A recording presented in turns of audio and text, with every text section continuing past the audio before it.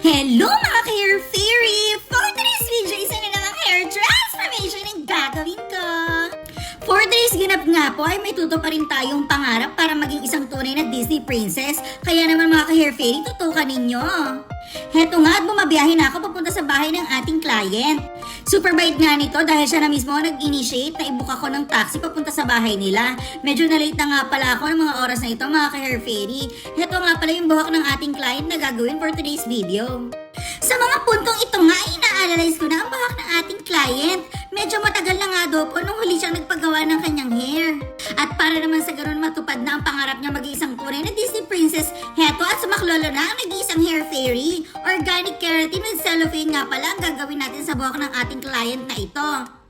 Heto na nga at sinimulan ko ng ibabad ang mga chemicals sa buhok ng ating client. 1 hour ko nga pala itong binabad kaya naman sa ganun ay nakakapag-work pa siya.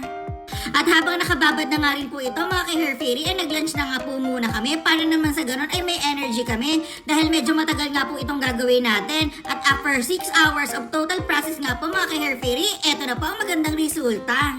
Medyo natatawa pa nga kami sa mga moment na ito dahil ang lakas nga pala ng kiliti ng ating client. Ajiba, nakita nyo ba yon? Smooth, straight, and shiny na nga po ang buhok ng ating client. Plain cellophane nga lang palang nilagay ko sa buhok niya dahil wala naman pong color ang kanyang hair. At dahil umabot ka na nga sa puntong ito ng aking video, please like, share, and follow naman dyan mga ka-hair fairy. At paki-comment na nga rin po kung saan nakarating ang video ito. At sa mga gusto magpagawa dyan mga ka-hair fairy, ay mag-PM lamang po kayo. Yun lamang po at much love, God bless, spread love, not virus.